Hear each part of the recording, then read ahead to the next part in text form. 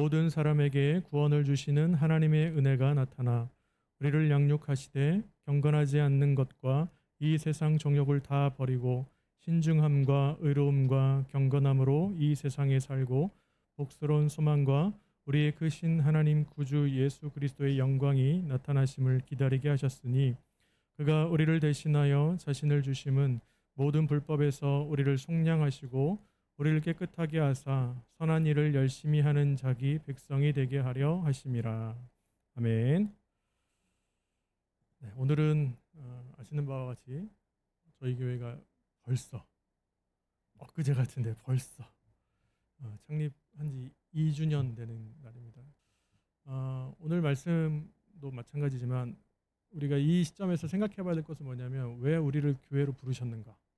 우리가 어떠한 삶을 살아가야 되겠는가? 이런 생각을 하면서 정말 하나님께서 오시는, 주님께서 오시는 그 성탄을 맞이하는 이 준비하는 이 대림절에 이렇게 살아갔으면 좋겠습니다. 오늘 말씀의 제목이 그리스도의 영광이 나타나심을 기다리라. 대림절은 지난주에 나눈 것처럼 기다리는 거거든요. 오심을 기다리는 기간. 그래서 그렇게 기다리는 시간을 가졌으면 좋겠습니다. 영국과 독일 병사들이 전쟁을 했는데 전선에서 대치하면서 매일같이 격렬한 전투를 벌이고 있었습니다. 자, 하루에도 뭐 수없이 많은 사상자들이 나왔겠죠. 그리고 뭐 치열한 전투 가운데 죽는 사람도 있고 여러 가지가 있었습니다. 근데 어느새 크리스마스 이브가 되었어요. 자, 그날 밤도 역시 서로를 향한 이렇게 삼엄한 경계를 하고 있었습니다. 근데 갑자기 독일군 참호에서 캐롤이 이렇게 흘러나오기 시작했대요. 자, 여러분들 한번 상상을 해보세요. 전쟁이 났는데 서로를 죽이려고 이렇게 대치하고 있는 상황에서 어느 한쪽에서 캐롤이 나왔어요. 자, 이 캐롤이 전선에 있는 모든 병사들의 마음을 녹이기 시작했습니다. 양측 장교들은요, 그래서 어떻게 하겠냐, 임시로 휴전을 하자. 임시로 휴전하고 서로 이제 막사에서 초를 가지고 나와서 양측의 캐롤을 부르면서 성탄절을 축하하자. 이렇게 약속을 했다라는 거예요. 전장에서 서로에 대해서 그렇게 서로 적대시했던 그 삶에서 이제는 서로 사랑하는 마음으로 품고 그리고 심지어는 서로 축구 경기도 하면서 여자분들은 축구 별로 안 좋아하시겠지만 축구 경기도 하면서 이렇게 성탄절을 보냈다는 거예요. 자, 이것이 무엇입니까? 이것은 바로 그리스도 주시는 그 사랑, 그것으로 인해서 서로 지금 비록 전쟁 가운데 있지만 서로 사랑할 수 있는 마음이었잖아요. 또 한 가지 얘기를 할게요. 척킨슨이라고 하는 사람과 타카리라고 하는 사람이 있었습니다. 이 두 사람은 오랫동안 사귀었던 친구였어요. 여러분들 혹시 절친 있으신가요? 정말 오랫동안 이렇게 몇 해 변함없이 친구. 이런 사이였는데 하루는 어떤 문학 작품을 이렇게 놓고 얘기하다가 심하게 다퉜대요. 심하게 다퉈서 사이가 매우 나빠졌습니다. 자, 몇 달간 서로 얼굴도 보지 않고 뭐 연락도 하지 않고 이렇게 살았대요. 그러다가 성탄의 의미에 대해서 이렇게 묵상하다 척킨슨이 이런 오랜 친구와 이렇게 갈라지고 말도 안 하고 이렇게 살아가는 것이 아닌데 예수님이 오신 사랑의 정신에 맞지 않는데 라고 고민을 했어요. 그래서 친구에게 찾아갔습니다. 화해를 요청했고요. 그리고 서로 그 화난 마음들을 숨은 채 성탄을 맞이하고 싶지 않아서 서로 화해하고 그렇게 성탄을 맞이했다는 얘기를 했어요. 여러분들 안에도 우리 안에도 혹시나 예수님께서 오심이 그냥 한 날 지나는 그냥 즐거운 날인가? 기쁜 날인가? 아니면 뭐 파티를 하는 날인가? 오늘날은 사실 코로나 때문에 그렇게도 못하지만 그런 것으로 만족하고 있지는 않는가 생각해 봐야 돼요. 주님의 오심은 무엇이냐? 먼저는 뭐냐면 하나님의 사랑을 깨닫게 되는 날이 성탄이에요. 여러분. 그리고 평화를 얻게 되는 날이 성탄절입니다. 주님의 오심으로. 하나님께는 천사들이 와서 그러잖아요. 목동들에게 와서. 뭐라고 합니까? 이 사건을 보고 하나님께는 영광이고 사람들 중에 이 땅에 있는 사람들 중에는 평화로다 라고 말씀하잖아요. 우리에게 평화가 찾아온 거예요. 그러면서 우리도 사랑과 용서의 마음, 이 사랑과 용서의 마음이 바로 우리가 준비해야 될 성탄의 마음이다라는 거죠.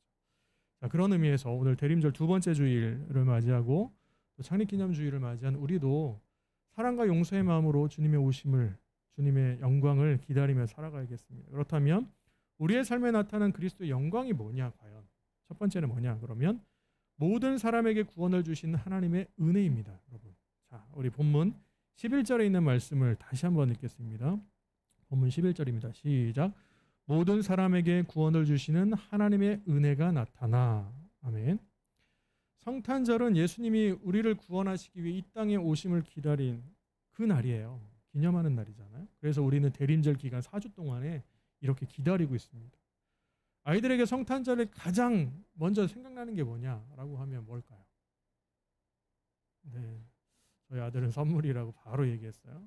네, 성탄절 하면 생각나는 거 여러분 뭡니까? 우리 집사님은 뭐가 생각나세요? 성탄절 그러면? 해방. 네, 해방. 네, 해방일 수도 있고, 네, 네. 선물, 뭐 해방. 그다음에 가장 많이 생각나는 건 트리도 있겠지만 산타, 루돌프 뭐 이런 거잖아요. 그렇죠? 산타, 루돌프 언제부턴가 성탄절 그러면 자꾸 그런 게 생각이 나요. 그렇죠? 자, 그런데 우리는 곰곰이 생각해 봐야 되겠죠. 왜냐하면 예수님이 오셨을 때 베들레헴의 마구간에 과연 산타가 있었나? 과연 성탄 트리가 있었을까요? 선물이 있었을까요? 선물은 물론 있었겠죠. 왜요? 동방 박사들이 가지고 갔던 선물이 있었으니까. 자, 그러나 가장 중요한 핵심은 누구예요? 예수 그리스도. 성탄절은 크리스마스잖아요. 네. 제가 이제 어원적인 걸 되게 좋아한다고 그랬어요. 크리스마스의 원은 뭐예요? 크라이스트 플러스 뭐예요? 메스. 그리스도를 예배하는 날. 이래서 크리스마스거든요. 그런데 우리는 예배하지 않고 자꾸 다른 데로 가서 즐거운 시간을 보내려고 하는 것이 성탄절이 되고 말았다. 그래서 한 목회자는, 한 목사님이 이렇게 성탄절에 세상의 사람들이 일기를 쓴다면 딱 한 줄이 나올 거다라고 하면서 뭐라고 했냐면 먹고 마시고 즐겁게 놀았다. 이렇게 쓸 수 있다라는 거예요. 성탄절. 오늘날 사실 코로나 때문에 어렵지만 그럼에도 그렇다라는 거예요. 그러나 믿음의 선배들이 성탄절을 다음과 같이 표현합니다. 퀘스트는 뭐라고 했냐면 이렇게 말합니다. 성탄절은 인간 역사의 주인공이 교체됨을 기념하는 날이다. 우리의 역사 가운데 역사의 주인공이 바뀌는 날이 성탄절이다라고 얘기했고요. 파스칼은 뭐라고 했냐면 성탄절은 인간을 설득하기 위해 하나님의 마지막 카드가 도착한 날이다. 하나님의 카드, 사랑의 카드를 보낸 게 예수님이라는 거예요. 네, 그러면서 토저가 뭐라고 하냐면 이렇게 얘기합니다. 하나님의 겸손과 인간의 존귀함이 만나는 날이 성탄절이다. 여러분들, 이게 참 중요합니다. 이처럼 성탄절은 우리를 구원하시기 위해 이 땅에 오신 예수님을 기념하는 거룩한 날이에요. 그래서 대림절은 그분의 오심을, 주님의 오심을 기쁨으로 기다리는 기간이잖아요. 그런데 모든 사람에게 구원을 베풀어 주신 예수님은 또한 우리를 그리스도인의 삶으로 양육해 주십니다. 제가 사역을 하면서 늘 들었던 성경 공부를 하거나 이런 제자 훈련을 하거나 이러면 늘 10년, 20년 직분이 집사님, 권사님들도 말씀하시는 것 중에 하나가 뭐냐면 제가 말씀을 잘 몰라서 이런 얘기를 늘 하세요. 네. 신앙생활에 연수가 있잖아요. 우리 최소한 혹시 한 6개월 미만이신 분 계세요? 나는 교회 다닌 지 6개월도 안 됐어요. 초신자 없잖아요. 우리는 10년, 20년. 네. 저는 사실 모태신앙이니까 평생이거든요. 40년 넘게 다녔단 말이에요. 그러면 하나님의 말씀에 대한 우리 어떤 것인지를 알 수 있어야 되잖아요. 그런데 늘 그렇게 해요. 저는 부족해서 겸손하신 걸 수도 있겠지만 그렇다는 거예요. 그런데 중요한 것이 있어요. 우리가 사람으로는 할 수 없지만 그리스도께서 우리를 양육하신다라는 거예요. 오늘 말씀에 보면, 오늘 말씀에 우리를 양육하시되라고 번역한 헬라어가 있습니다. 파이디오라고는 이 단어가 어떤 뜻이냐면 원래는 어린아이와 함께 있다라는 뜻이에요. 어린아이와 함께 있다. 그런데 이것이 확대가 되면서 의미가 이렇게 변합니다. 어린이를 가르치다. 그리고 인격을 부여시키기 위해서 징계하다, 바로잡다. 아이들이 잘못하면 바른 길로 가려고 훈육을 하잖아요. 이런 것과 같이 주님께서 하신다라는 거예요. 그러게 양육한다는 것은 학문적인 것이나 기술을 배우는 것과는 달라요. 그것뿐만 아니라 일반적인 지식을 통해서 가르치는 게 아니고 인격과 사람의 됨됨이를 포함한 모든 것을 성숙하도록 부모가 자녀를 훈계하고 양육하는 것을 얘기합니다. 다시 말하면 뭐예요? 그런 의미에서 우리의 인격을 살펴보면 우리는 어떻습니까? 늘 이기적이에요. 여러분들 자신을 돌아보세요. 이기적이에요. 그렇죠? 다른 사람을 시기합니다. 누군가가 잘 되면 배가 아파요. 왜 사촌이 땅을 사는데 기뻐해야지 왜 배가 아프겠어요? 우리는 그래요. 그리고 자기의 편한 대로 행동하며 살아요. 여러분들 그렇지 않으세요? 내가 하고 싶은 대로 내 마음대로 하고자 하는 것이 인간의 이기적인 모습이에요. 다 그래요. 누구나. 신앙생활도 그렇잖아요. 여러분들 주일에 안 나오고 그냥 지나면 좋잖아요. 아닌가요? 만약에 천국에 가는데 이상이 없고 하나님이 뭐 복 주시고 상 주시는데 아무런 이상이 없어요. 그러면 어떻게 하시겠어요? 편히 살고 싶죠. 근데 왜 나와요?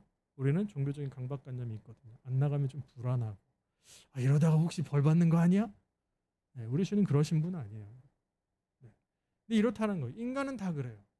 우리가 주님의 영광을 위해서 주님을 기뻐함으로 우리가 예배하는 것이지 절대로 하나님이 벌 주시니까 우리를 혼내시니까 무서워서가 아니에요.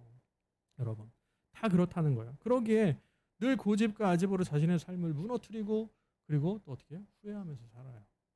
자, 그렇게 후회하며 살아가는 우리에게 누가 오셨냐? 예수님이 오셨어요. 우리를 구원하시기 위해서. 네. 그런데 구원하시는 것뿐만 아니라 우리를 양육해 주신대요. 네. 그것도 우리의 잘못된 인격과 됨됨이를 성숙하도록 양육해 주신다라는 말씀이에요. 이것이 오늘날 그리스도 안에 세워진 교회의 존재 목적이기도 합니다. 여러분. 왜냐하면 교회는 성도들이 올바른 신앙과 삶으로 살아가도록 양육하는 곳이에요. 교회가 뭐 하는 겁니까?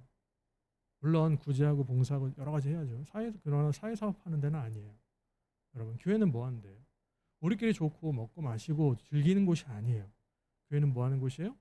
교회는 올바른 그리스도를 살아가도록 주님의 말씀을 통해서 양육해 나가는 곳이 교회다라고 말씀하는 거죠. 그렇다면 예수님은 우리를 어떻게 양육하시는가?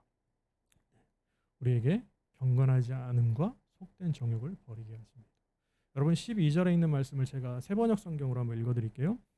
그 은혜는 우리를 교육하여 경건하지 않음과 속된 정욕을 버리고 지금 이 세상에서 신중하고 의롭고 경건하게 살게 합니다. 라고 말씀합니다.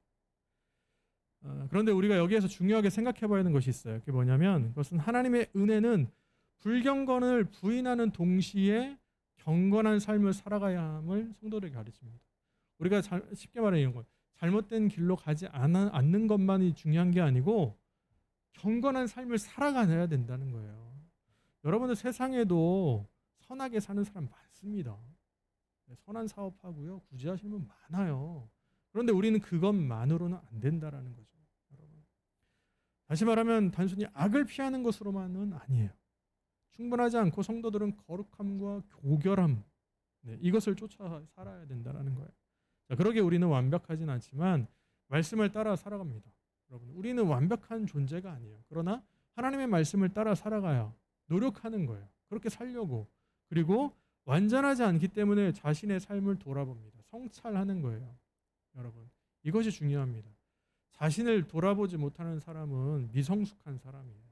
내가 어떠한 삶을 살아간다는 것을 자신을 못 돌아본 사람은 어린아이와 같은 거예요. 이것이 우리가 가야 될 그 모습입니다. 그런 측면에서 세상에서 완벽하게 온전한 사람이 있을까요? 과연? 여러분들 완벽하세요? 네. 우리는 다 죄인입니다. 허물이 있어요. 그리고 우리는 경건하지 못한 자입니다.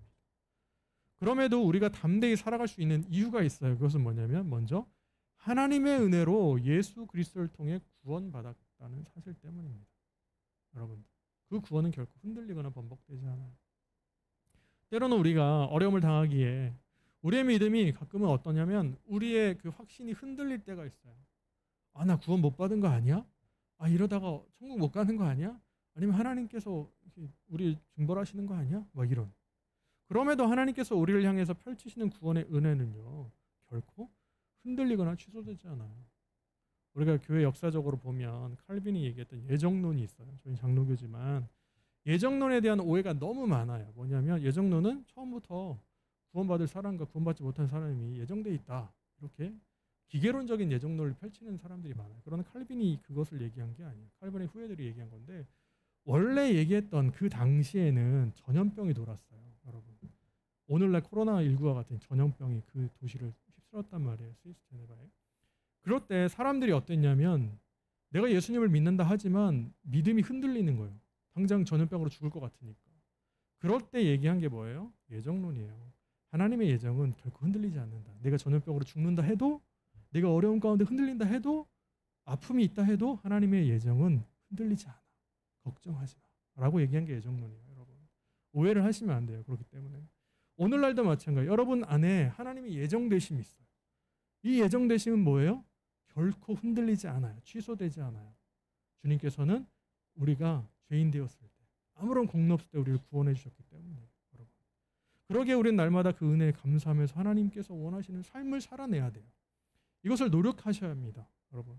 또한 우리는 예수 그리스도로 말미암아서 하나님의 자녀가 되었기 때문에 우리는 당당히 살아갈 수 있습니다. 다시 말하면 우리의 신분이 이제는 죄의 자녀에서 하나님의 자녀로 바뀌었어요. 여러분 신분이 달라졌습니다. 자, 그러기에 우리는 이제 하나님의 말씀으로 양육되고 그 말씀을 따라 살아갈 수 있게 되었습니다. 갈라디아서 2장 16절의 말씀을 보면 이렇게 말씀합니다. 사람이 의롭게 되는 것은 율법의 행위로 말미암음이 아니요 오직 예수 그리스도를 믿음으로 말미암는 줄 알므로 우리도 그리스도 예수를 믿나니 이는 우리가 율법의 행위로서가 아니고 그리스도를 믿음으로써 의롭다함을 얻으려 함이라. 율법의 행위로서는 의롭다함을 입을 육체가 없느니라. 쉽게 설명하면 그거예요. 여러분 우리가 행위로 구원받을 수 있는 자 아무도 없다. 우린 예수 그리스도를 믿음으로 구원받은 거다. 딱 이거예요. 아무리 여러분들이 좋은 일을 하고 선한 사업을 하고 아무리 해도 그것으로 여러분들이 구원받지 못해요. 우리는 그냥 예수님을 믿는 믿음으로 구원받게 됩니다. 이처럼 우리는 예수 그리스도를 믿음으로 의롭게 되었어요. 하나님의 자녀가 되었습니다. 이에 감사하는 마음으로 하나님의 말씀을 따라 살아가는 것이 바로 경건한 삶으로 살아가는 모습입니다. 자, 이러한 경건한 삶의 모습은 뭐냐 그러면 지금 이 세상에서 신중하고 의롭고 경건하게 살아가도록 한다라고 오늘 말씀은 말하는데 자, 이 본문 말씀의 이해를 돕기 위해서 12절의 말씀을 제가 좀 더 쉬운 성경 버전으로 한번 읽어드릴게요. 12절 이렇게 됩니다. 은혜를 받은 사람은 하나님을 대적하거나 세상 사람들을 따라 악한 일을 해서는 안 되며 하나님을 존경하고 따르며 신중하고 바르게 살아가는 모습을 보여주어야 합니다. 자, 너무나 쉽잖아요. 다시 말하면 이거 하나님의 은혜로 구원받아서 하나님의 자녀가 된 우리는 하나님을 대적하시면 안 돼요.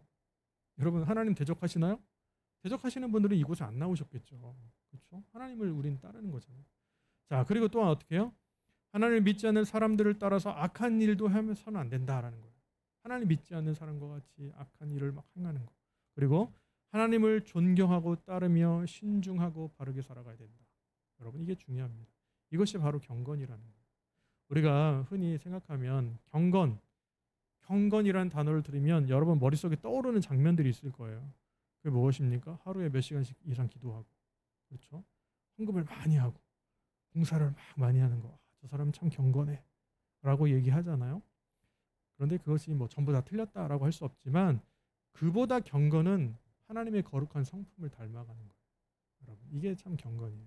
다시 말하면 하나님이신 예수님의 성품과 모습을 닮아가는 것. 이것이 경건이라는 거예요. 예수님의 말씀을 따라서 예수님의 사랑과 예수님의 긍휼 그리고 예수님의 은혜를 우리의 삶 가운데서 닮아가는 거예요. 누리는 거예요. 나눠주는 거예요. 여러분 이게 참 중요해요. 예전에 제가 신학교 1학년 때 연도를 얘기하면 나이를 다 아시니까 뭐 제가 97년도에 신학교 1학년 때 학부 어디를 교사를 했냐면 모교회에서 유치부 교사를 했어요. 전혀 어울릴 것 같지 않잖아요. 근데 저희 그때 당시 담임 목사님께서 신학생은 앞으로 목회할 사람은 모든 걸 다 경험해 봐야 돼. 그러면서 저를 유치부로 딱 보내셨어요. 가서 아이들하고 제가 원래 아이들이 별로 안 좋아하거든요. 우리 선생님들이 있으면 좀 말귀가 안 통하는 애들이 참 어려워요. 그런데 안 좋았는데 제가 1년 동안 사역하면서 아이들을 너무 좋아하게 됐어요. 그리고 아이들에게 말씀을 전해야 되니까 그 아이들과의 접근하면서 이것도 너무나 힘들었지만 그것을 통해서 많은 것을 배웠습니다. 그때 가장 많이 아이들에게 얘기하는 게 뭐냐면 주제가 뭐냐? 부서에 예수님을 닮아가는 어린이. 이게 거의 주제였어요. 예수님을 닮아가는 어린이. 여러분 예수님 닮아가는 어린이가 참 뭐 쉬운 것 같지만 우리의 삶에서 예수님을 닮는 게 얼마나 어려운지 아세요? 제가 그때 정말 많이 배웠어요. 아이들을 보면서. 선생님들의 모습을 보면서. 우리도 어린아이같이 예수님을 닮아가는 삶을 살아야 돼요. 이것이 경건입니다. 자, 그러기에 우리는 무엇이 먼저이고 중요한지를 깨달아야 돼요. 주님의 오심을 기다리는 대림절에 더욱 주님을 닮아가도록 노력하셔야 합니다. 그래서 경건의 모양만 있고 경건의 능력이 없는 자가 되지 말고 경건의 능력과 모양을 모두 갖춘 살아있는 그리스도인이 되어야겠습니다. 사랑하는 여러분, 그리스도의 영광은 모든 사람에게 구원을 주신 하나님의 은혜입니다. 여러분에게 주신 하나님의 은혜예요. 이 은혜를 우리는 다 받았어요. 그리고 그 은혜대로 우리는 주님의 경건한 삶으로 살아가고 있습니다. 그러므로 우리는 본을 보이신 예수님을 따라서 더욱더 주님을 닮아가고 주님의 사랑과 은혜 그리고 긍휼을 나누는 경건한 삶을 살아가는 저와 예그레나 교회 모든 성도님들이 다 되시기를 예수님의 이름으로 간절히 기도합니다. 아멘. 자, 그렇다면 두 번째는 무엇이냐 하면 그리스도의 영광은 우리에게 복된 소망이 됩니다. 여러분, 우리 본문 13절에 있는 말씀 우리 다 같이 한번 읽겠습니다. 본문 13절입니다. 시작. 복스러운 소망과 우리의 크신 하나님 구주 예수 그리스도의 영광이 나타나심을 기다리게 하셨으니. 아멘. 여러분, 코로나19 시대를 살아가는 사람들에게 가장 큰 소망이 뭘까요? 여러분에게 소망이 뭡니까? 설교를 준비하면서 아마도 저는 그렇게 생각했어요. 전염병이 다 사라졌으면 좋겠다. 네, 전염병이 다 사라졌으면 좋겠다. 일상을 좀 회복하면 좋겠다. 그렇지 않으세요? 만나고 싶은 분 자유롭게 만나고 어디든 가고 싶은 곳 가고 예배도 마음껏 드리고. 그래도 저희는 작년보다 낫긴 하지만 작년에는 창립기념 1주년 때 온라인 예배했거든요. 작년에 성탄절도 온라인 했고요. 송구영신도 온라인 했어요. 여러분. 근데 올해도 만만치는 않아요. 근데 내일부터 또 거리두기가 또 바뀌잖아요. 여러분, 참 힘든 시기를 살아갑니다. 그렇죠. 가장 소망은 누구나 믿는 사람이다 안 믿는 사람들 제발 코로나가 없어졌으면 좋겠다. 그런데 계속해서 변이 바이러스 나오고 여러 가지 힘들어요. 자, 그렇다면 그리스도인들에게 가장 큰 소망은 무엇일까? 아까는 이제 모든 사람들이었다면 그리스도인들에게 그것은 예수 그리스도의 다시 오심이지 않을까 생각합니다. 네. 성탄절만이 아니고 예수님의 다시 오심. 우리 13절의 말씀을 보면 이렇게 말씀합니다.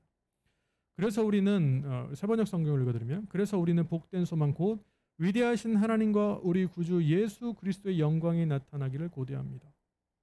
이렇게 얘기를 하는 거예요. 다시 말하면 이거예요. 바울은 자신에게 있어 가장 큰 소망이 뭐냐라고 하면 우리 구주 예수 그리스도의 영광이 다시 나타나는 거예요. 재림이잖아요. 주님의 오심, 다시 오심. 지금 우리가 살고 있는 시대는 신학적으로 하면 이미와 아직 아니의 시대입니다. 이미는 예수님의 초림, 이미 오셨고 아직 아니는 아직 오시지 않은 이 중간 시대를 살고 있어요. 우리가 살고 있는 시대. 그래서 세상을 심판하시기 오신 그 주님을 기다리고 있습니다. 그러기에 아직은 하나님의 나라가 도래하여서 성취되지 않았어요. 그러나 우리는 그리스도의 다시 오심을 어떻게 해야 돼요? 소망해야 합니다. 네. 어느 순간부터 교회에서 주님의 재림을 얘기하지 않아요. 왜요? 얘기하면 세상 끝이니까 이 땅에서 받는 복, 이 땅에서 받는 영화, 부귀 이런 것은 얘기해도 주님의 다시 오심에 대해서 별로 그렇게 반가워하지 않아요. 천국에 대한 삶에 대해서도 별로. 이 땅에서 누리고 이 땅에서 잘 살고 여기에서만 현세에서만 원하는 것들이 많기 때문에 그렇다라는 거예요. 그러나 중요한 것은 뭐예요? 우리는 그리스도의 다시 오심을 소망하는 자로 살아가야 합니다. 이것이 중요해요. 자, 그렇다면 우리가 그리스도의 다시 오심을 기다리며 소망할 수 있는 자격은 무엇으로 주어졌느냐? 그것은 예수 그리스도께서 우리를 대신하여 모든 불법으로부터 우리를 속량해 주셨기 때문입니다. 누가요? 예수님. 우리의 모든 것을 속량해 주셨어요. 본문 14절의 말씀을 다시 보면 이렇게 말씀합니다. 그리스도께서는 우리를 위하여 자기 몸을 내어주셨습니다. 그것은 우리를 모든 불법에서 건져내시고 깨끗하게 하셔서 선한 일에 열심을 내는 백성으로 삼으시려는 것입니다. 이렇게 말씀을 합니다.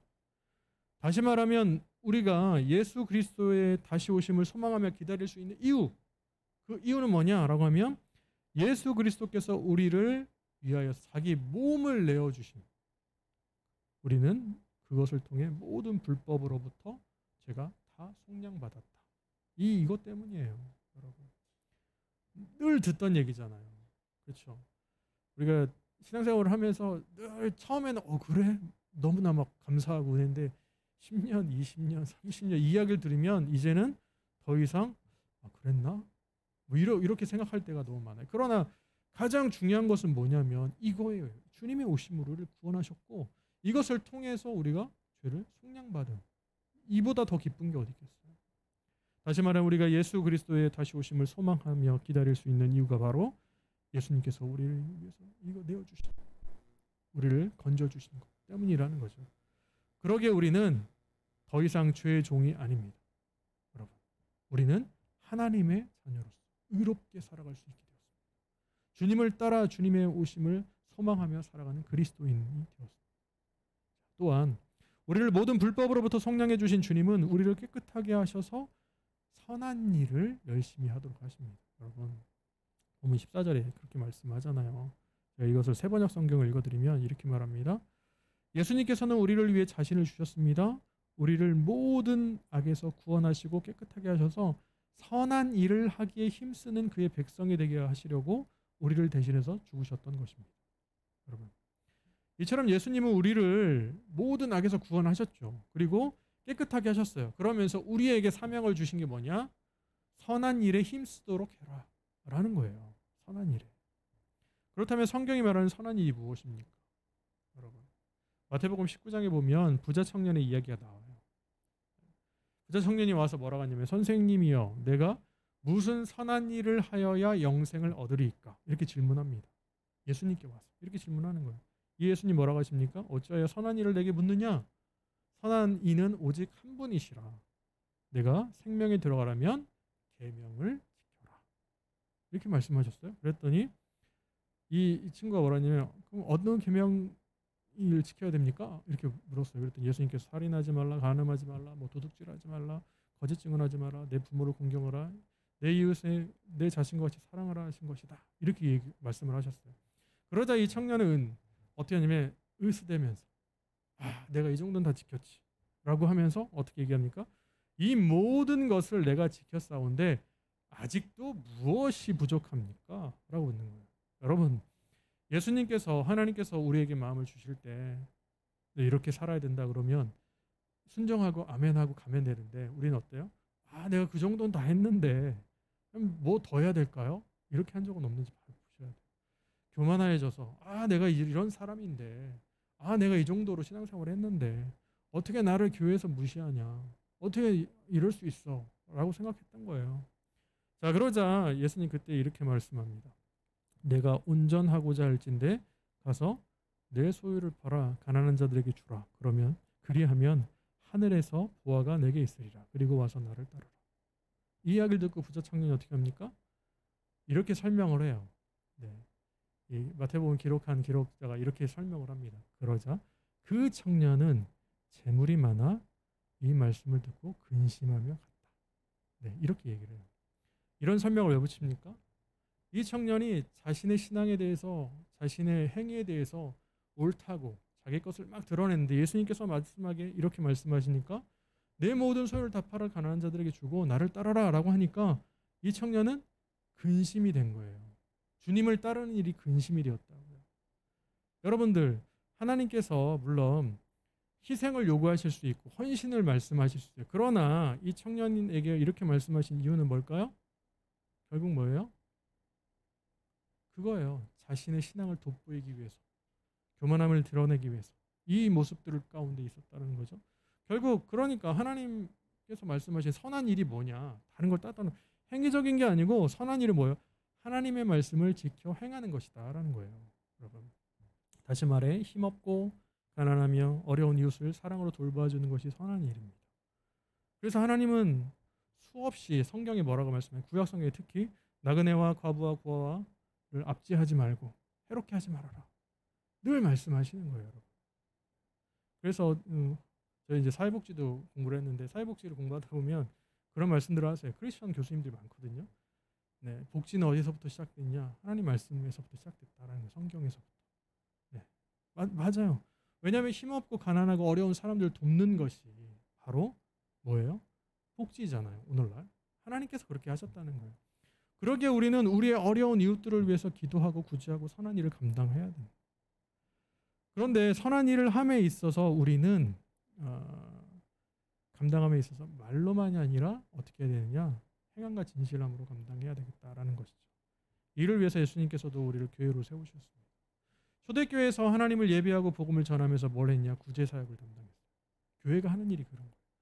우리 예그리나 교회도 하나님께서 부르신 부르심이 있어요.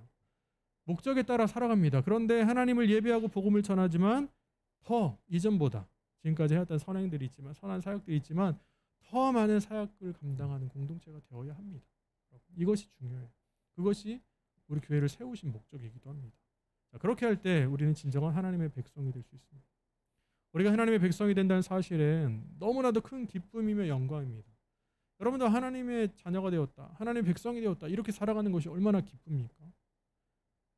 자, 하나님의 구원 계획 가운데 포함되어 있는 자로서 천국을 소망한다라는 건 너무나 기쁜 일이에요.